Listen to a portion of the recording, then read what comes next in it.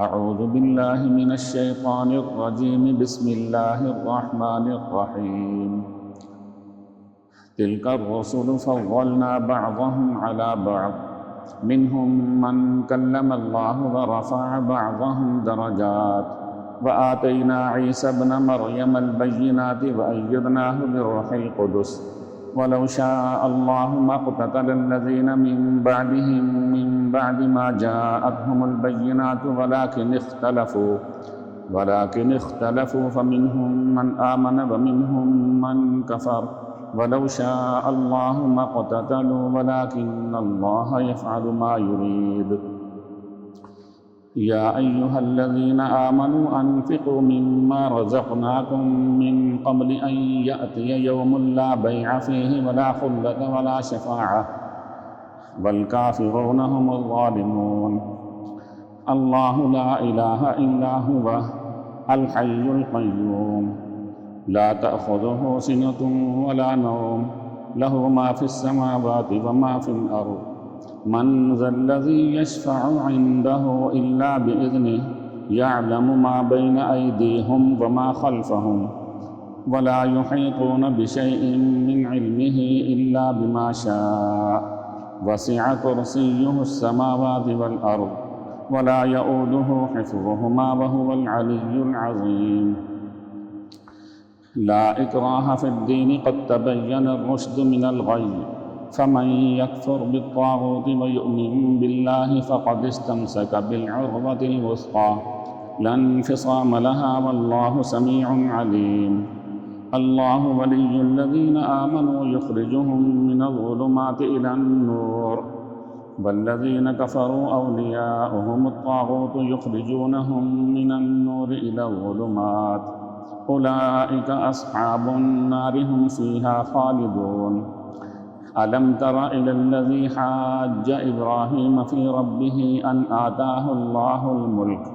إذ قال إبراهيم ربي الذي يحيي ويميت قال أنا أحيي وأميت قال إبراهيم فإن الله يأتي بالشمس من المشرق فأت بها من المغرب فبهت الذي كفر والله لا يهدي القوم الظالمين أو كالذي مر على قرية وهي خاوية على عروشها قال أنى يحيي هذه الله بعد موتها فأماته الله 100 عام ثم بعثه قال كم لبثت قال لبثت يوما أو بعض يوم قال بل لبثت 100 عام فانظر إلى طعامك وشرابك لم يتسن وانظر إلى حمارك ولنجعلك آية للناس وانظر إلى العظام كيف ننشرها ثم نكسوها لحما فلما تبين له قال أعلم أن الله على كل شيء قدير وإذ قال إبراهيم رب أرني كيف تحيي الموتى قال أولم تؤمن قال بلى ولكن ليطمئن قلبي قال فخذ 4 من الطير فصرهن إليك ثم اجعل على كل جبل منهن جزءا ثم ادعهن يأتينك سعيا واعلم أن الله عزيز حكيم مثل الذين ينفقون أموالهم في سبيل الله كمثل حبة أنبتت 7 سنابل في كل سنبلة 100 حبة والله يضاعف لمن يشاء والله واسع عليم الذين ينفقون أموالهم في سبيل الله ثم لا يتبعون ما أنفقوا منا ولا أذى لهم أجرهم عند ربهم ولا خوف عليهم ولا هم يحزنون قول معروف ومغفرة خير من صدقة يتبعها أذى والله غني حليم يا أيها الذين آمنوا لا تبطلوا صدقاتكم بالمن والأذى كالذي ينفق ماله رئاء الناس ولا يؤمن بالله واليوم الآخر فمثله كمثل صفوان عليه تراب فأصابه وابل فتركه صلدا لا يقدرون على شيء مما كسبوا والله لا يهدي القوم الكافرين ومثل الذين ينفقون أموالهم ابتغاء مرضات الله وتثبيتا من أنفسهم كمثل جنة بربوة أصابها وابل فآتت أكلها ضعفين فإن لم يصبها وابل فطل والله بما تعملون بصير أيود أحدكم أن تكون له جنة من نخيل وأعناب تجري من تحتها الأنهار له فيها من كل الثمرات وأصابه الكبر وله ذرية ضعفاء فأصابها إعصار فيه نار فاحترقت كذلك يبين الله لكم الآيات لعلكم تتفكرون يا أيها الذين آمنوا أنفقوا من طيبات ما كسبتم ومما أخرجنا لكم من الأرض ولا تيمموا الخبيث منه تنفقون ولستم بآخذيه إلا أن تغمضوا فيه واعلموا أن الله غني حميد الشيطان يعدكم الفقر ويأمركم بالفحشاء والله يعدكم مغفرة منه وفضلا والله واسع عليم يؤتي الحكمة من يشاء ومن يؤتي الحكمة فقد أوتي خيرا كثيرا وما يذكر إلا أولو الألباب وما أنفقتم من نفقة أو نذرتم من نذر فإن الله يعلمه وما للظالمين من أنصار إن تبدوا الصدقات فنعما هي وإن تخفوها وتؤتوها الفقراء فهو خير لكم ونكفر عنكم من سيئاتكم والله بما تعملون خبير ليس عليك هداهم ولكن الله يهدي من يشاء وما تنفقوا من خير فلأنفسكم وما تنفقون إلا ابتغاء وجه الله وما تنفقوا من خير يوفى إليكم وأنتم لا تظلمون للفقراء الذين أحصروا في سبيل الله لا يستطيعون ضربا في الأرض يحسبهم الجاهل أغنياء من التعفف تعرفهم بسيماهم لا يسألون الناس إلحافا وما تنفقوا من خير فإن الله به عليم الذين ينفقون أموالهم بالليل والنهار سرا وعلانية فلهم أجرهم عند ربهم ولا خوف عليهم ولا هم يحزنون الذين يأكلون الربا لا يقومون إلا كما يقوم الذي يتخبطه الشيطان من المس ذلك بأنهم قالوا إنما البيع مثل الربا وأحل الله البيع وحرم الربا فمن جاءه موعظة من ربه فانتهى فله ما سلف وأمره إلى الله ومن عاد فأولئك أصحاب النار هم فيها خالدون يمحق الله الربا ويربي الصدقات والله لا يحب كل كفار أثيم إن الذين آمنوا وعملوا الصالحات وأقاموا الصلاة وآتوا الزكاة لهم أجرهم عند ربهم ولا خوف عليهم ولا هم يحزنون يا أيها الذين آمنوا اتقوا الله وذروا ما بقي من الربا إن كنتم مؤمنين فإن لم تفعلوا فأذنوا بحرب من الله ورسوله وإن تبتم فلكم رؤوس أموالكم لا تظلمون ولا تظلمون وإن كان ذو عسرة فنظرة إلى ميسرة وأن تصدقوا خير لكم إن كنتم تعلمون واتقوا يوما ترجعون فيه إلى الله ثم توفى كل نفس ما كسبت وهم لا يظلمون يا أيها الذين آمنوا إذا تداينتم بدين إلى أجل مسمى فاكتبوه وليكتب بينكم كاتب بالعدل ولا يأب كاتب أن يكتب كما علمه الله فليكتب وليملل الذي عليه الحق وليتق الله ربه ولا يبخس منه شيئا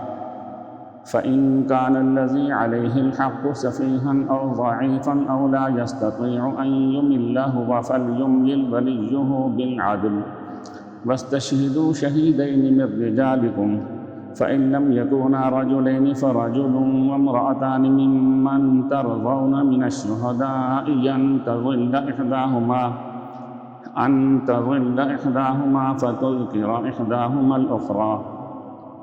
ولا يأمن الشهداء إذا ما دعوا ولا تسأموا أن تكتبوه صغيرا أو كبيرا إلى أجله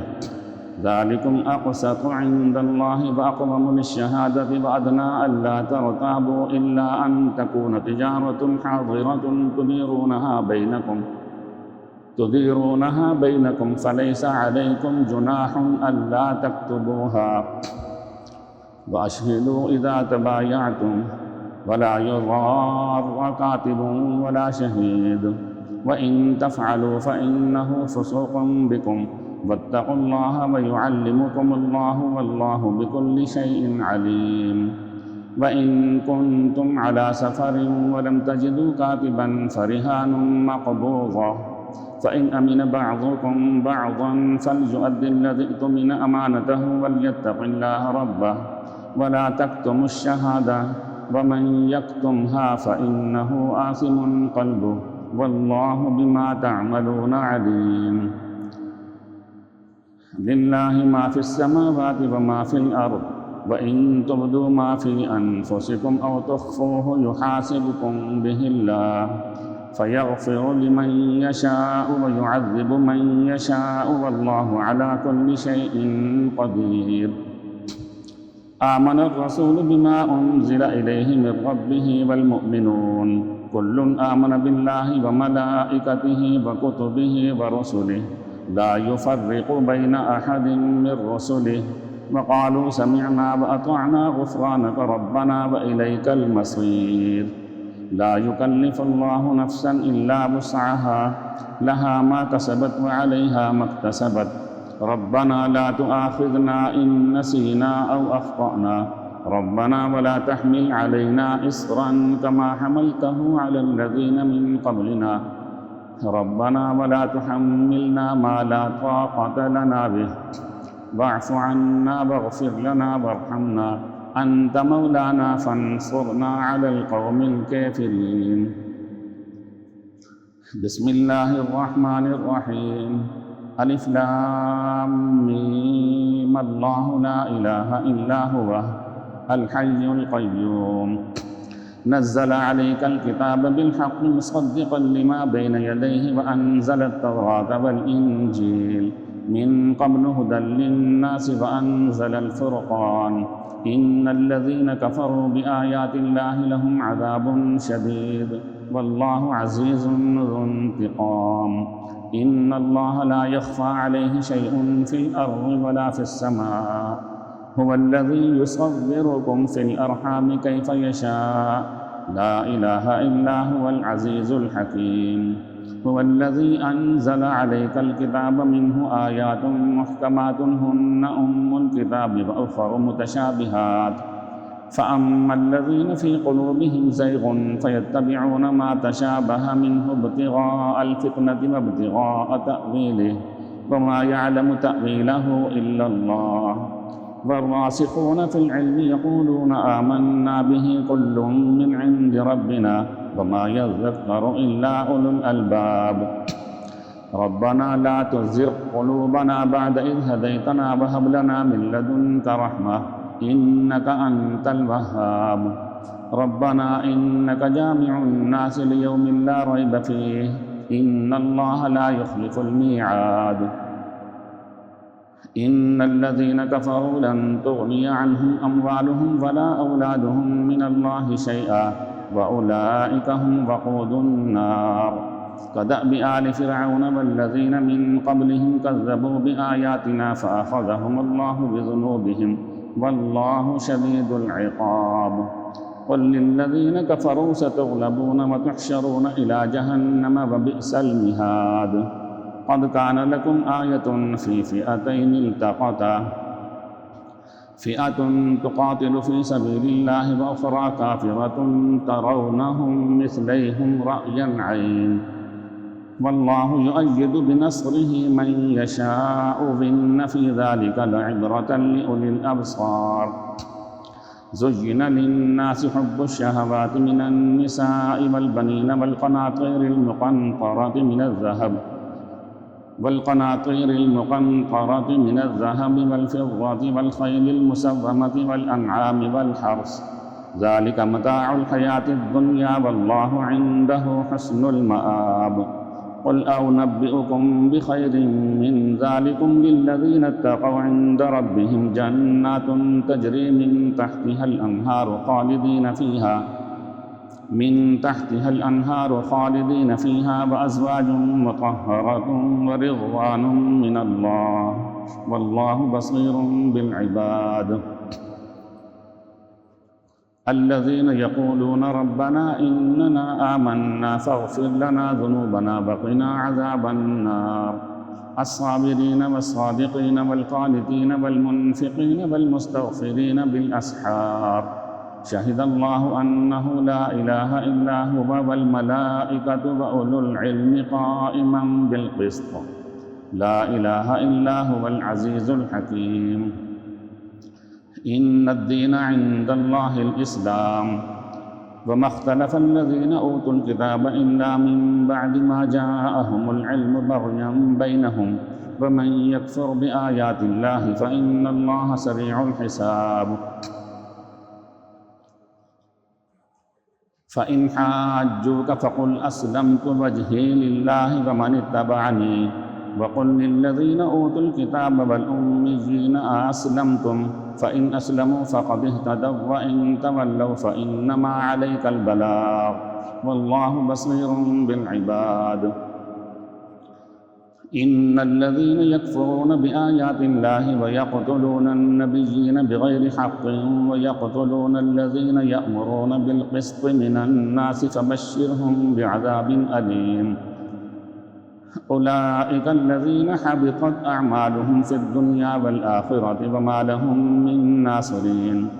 ألم تر إلى الذين أوتوا نصيبا من الكتاب يدعون إلى كتاب الله ليحكم بينهم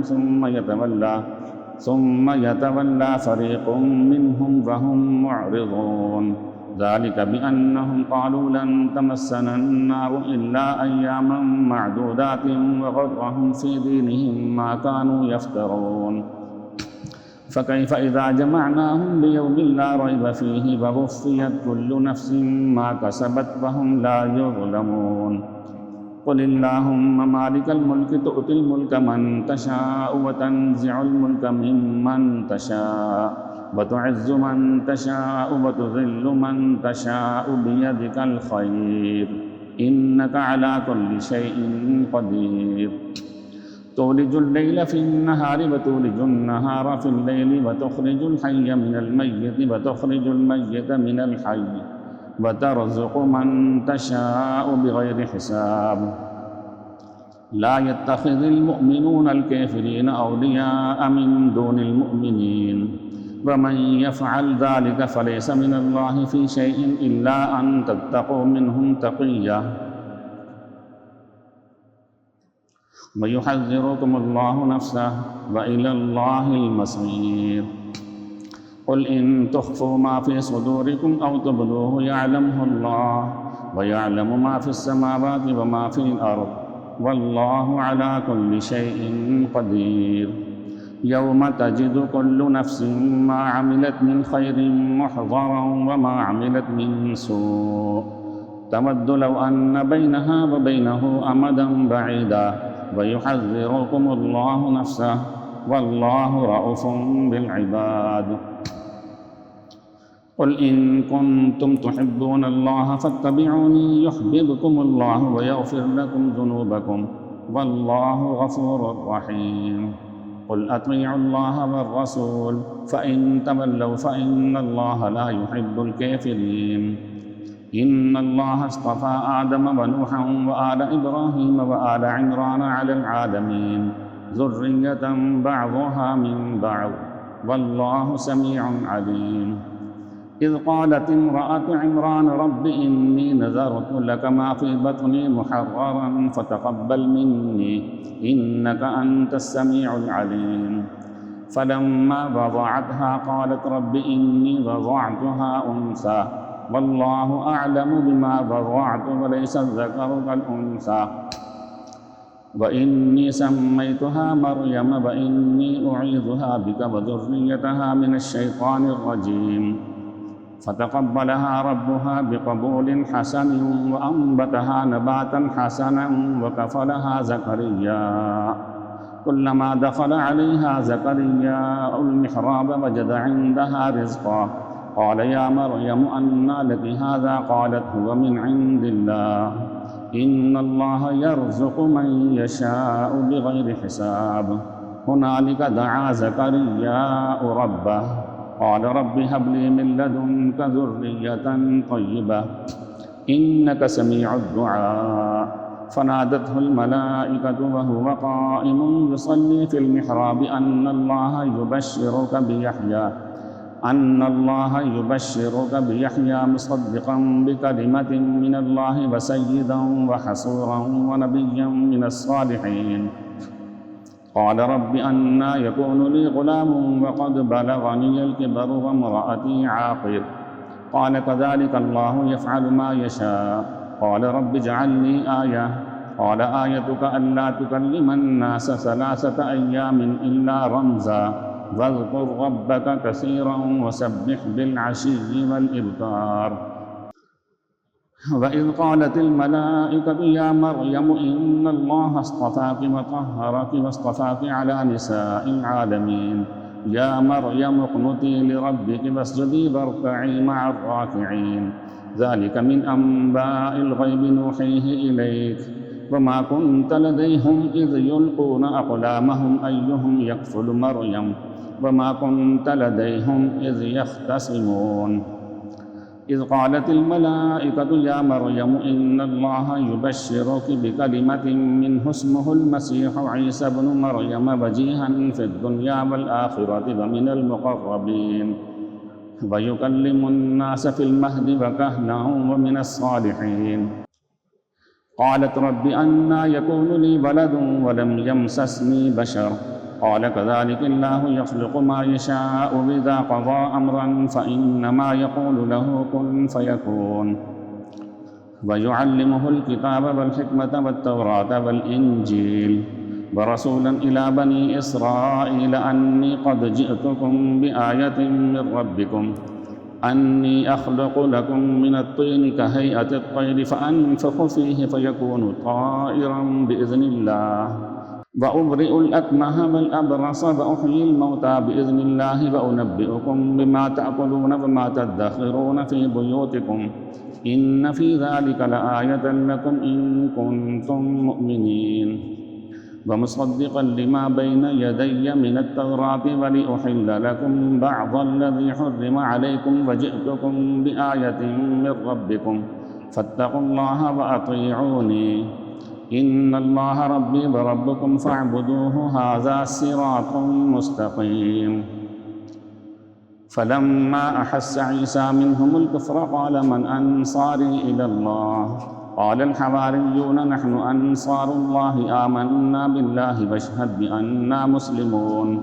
ربنا آمنا بما أنزلت واتبعنا الرسول فاكتبنا مع الشاهدين ومكروا ومكر الله والله خير الماكرين إذ قال الله يا عيسى إني متوفيك ورافعك إلي ومطهرك من الذين كفروا وجاعل الذين اتبعوك فوق الذين كفروا إلى يوم القيامة ثم إلي مرجعكم فأحكم بينكم فيما كنتم فيه تختلفون فأما الذين كفروا فأعذبهم عذابا شديدا في الدنيا والآخرة وما لهم من ناصرين وأما الذين آمنوا وعملوا الصالحات فيوفيهم أجورهم والله لا يحب الظالمين ذلك نتلوه عليك من الآيات والذكر الحكيم إن مثل عيسى عند الله كمثل آدم خلقه من تراب ثم قال له كن فيكون الحق من ربك فلا تكن من الممترين فمن حاجك فيه من بعد ما جاءك من العلم فقل تعالوا ندع أبناءنا وأبناءكم ونساءنا ونساءكم وأنفسنا وأنفسكم ثم نبتهل فنجعل لعنة الله على الكاذبين إن هذا لهو القصص الحق وما من إله إلا الله وإن الله لهو العزيز الحكيم فإن تولوا فإن الله عليم بالمفسدين قل يا أهل الكتاب تعالوا إلى كلمة سواء بيننا وبينكم ألا نعبد إلا الله ولا نشرك به شيئا ولا يتخذ بعضنا بعضا أربابا من دون الله فإن تولوا فقولوا اشهدوا بأننا مسلمون يا أهل الكتاب لم تحاجون في إبراهيم وما أنزلت التوراة والإنجيل إلا من بعده أفلا تعقلون ها أنتم هؤلاء حاججتم فيما لكم به علم فلم تحاجون فيما ليس لكم به علم والله يعلم وأنتم لا تعلمون ما كان إبراهيم يهوديا ولا نصرانيا ولكن كان حنيفا مسلما وما كان من المشركين إن أولى الناس بإبراهيم للذين اتبعوه وهذا النبي والذين آمنوا والله ولي المؤمنين ودت طائفة من أهل الكتاب لو يضلونكم وما يضلون إلا أنفسهم وما يشعرون يا أهل الكتاب لم تكفرون بآيات الله وأنتم تشهدون يا أهل الكتاب لم تلبسون الحق بالباطل وتكتمون الحق وأنتم تعلمون وقالت طائفة من أهل الكتاب آمنوا بالذي أنزل على الذين آمنوا وجه النهار واكفروا آخره لعلهم يرجعون ولا تؤمنوا إلا لمن تبع دينكم قل إن الهدى هدى الله أن يؤتى أحد مثل ما أوتيتم أو يحاجوكم عند ربكم قل إن الفضل بيد الله يؤتيه من يشاء والله واسع عليم يختص برحمته من يشاء والله ذو الفضل العظيم ومن أهل الكتاب من إن تأمنه بقنطار يؤديه إليك ومنهم من إن تأمنه بدينار لا يؤديه إليك إلا ما دمت عليه قائما ذلك بأنهم قالوا ليس علينا في الأميين سبيل ويقولون على الله الكذب وهم يعلمون بلى من أوفى بعهده واتقى فإن الله يحب المتقين إن الذين يشترون بعهد الله وأيمانهم ثمنا قليلا أولئك لا خلاق لهم في الآخرة ولا يكلمهم الله ولا ينظر إليهم يوم القيامة ولا يزكيهم ولهم عذاب أليم وإن منهم لفريقا يلوون ألسنتهم بالكتاب لتحسبوه من الكتاب وما هو من الكتاب ويقولون هو من عند الله وما هو من عند الله ويقولون على الله الكذب وهم يعلمون ما كان لبشر أن يؤتيه الله الكتاب والحكم والنبوة ثم يقول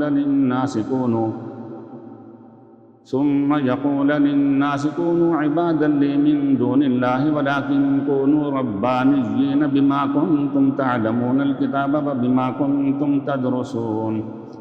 ولا يأمركم أن تتخذوا الملائكة والنبيين أربابا أيأمركم بالكفر بعد إذ أنتم مسلمون وإذ أخذ الله ميثاق النبيين لما آتيتكم من كتاب وحكمة ثم جاءكم رسول مصدق لما معكم لتؤمنن به ولتنصرنه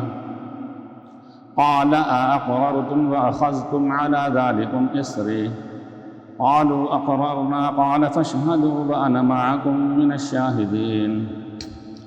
فمن تولى بعد ذلك فأولئك هم الفاسقون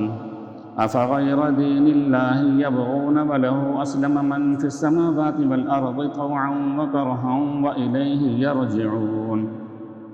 قل آمنا بالله وما أنزل علينا وما أنزل على إبراهيم وإسماعيل وإسحاق ويعقوب والأسباط وما أوتي موسى وعيسى والنبيون من ربهم لا نفرق بين أحد منهم ونحن له مسلمون ومن يبتغي غير الإسلام دينا فلن يقبل منه وهو في الآخرة من الخاسرين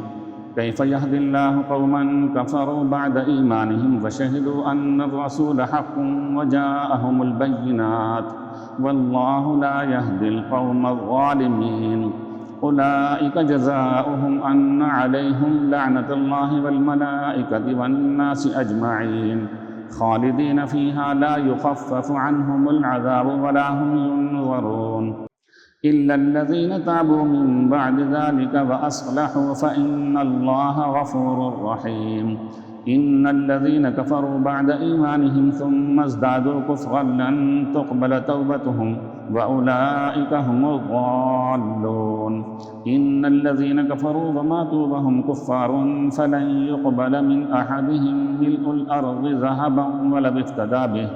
أولئك لهم عذاب أليم وما لهم من ناصرين